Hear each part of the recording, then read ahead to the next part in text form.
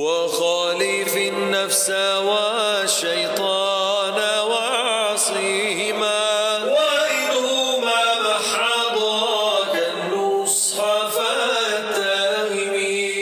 بابا أنا أيضا أريد بوزة. عزيزتي أنت مصابة بالزكام وتناول البوزة لا يصلح لك في هذه الحالة. أريد تناول بوزة، أرجوك اشتري لي يا بابا. ولا تطع منهما خصما ولا حاكما. أختي العزيزة، لا يليق بنا أن نكون عنيدين هكذا، ولا ينبغي علينا أن نزعج آباءنا. لقد فعلت ذلك لأنني أريد بوزة. سيدي حفظكم الله تعالى، كيف نتخلص من عادة العناد؟ अफीदूना जज़ाकल्लाहु खैरा। सईदी, हम बच्चे अपने अंदर से जिद की आदत कैसे खत्म करें? अल्लाह अल्लाह, जिद है बहुत बुरी चीज। जिद ने फिरौन को, बल्कि सबसे पहले तो शैतान ने जिद की थी। शैतान को पता था कि मैं गलत हूं, सब कुछ पता था, लेकिन इसने जिद की और हसद की वजह से, तकब्बुर की वजह से ये बर्बाद हुआ।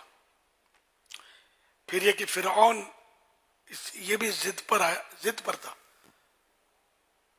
समझ पड़ जाती थी इसको कि मैं गलत हूं, कहता भी था कि मैं ईमान लाता हूं, फिर मुकर जाता था।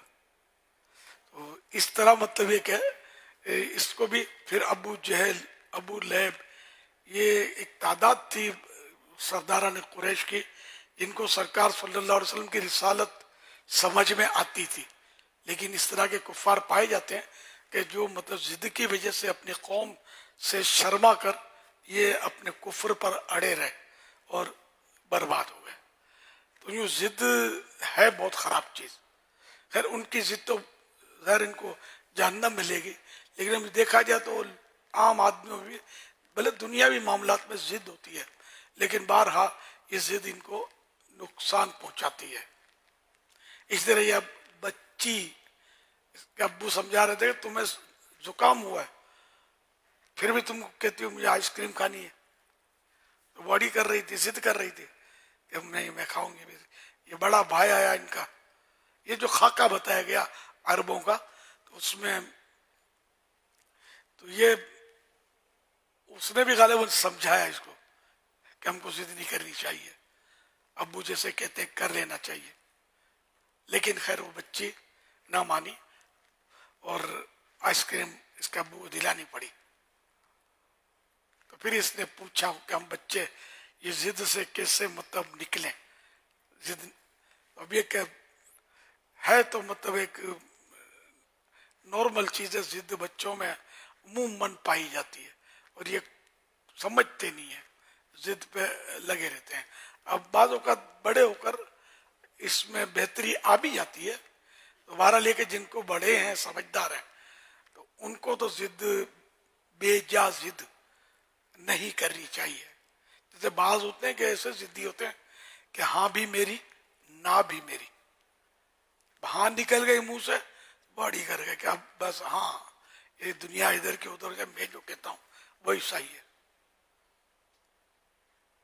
ये खुद राय भी कहते हैं इसको, अपनी राय पर इतना एतमाद, अड़ी कर जाना।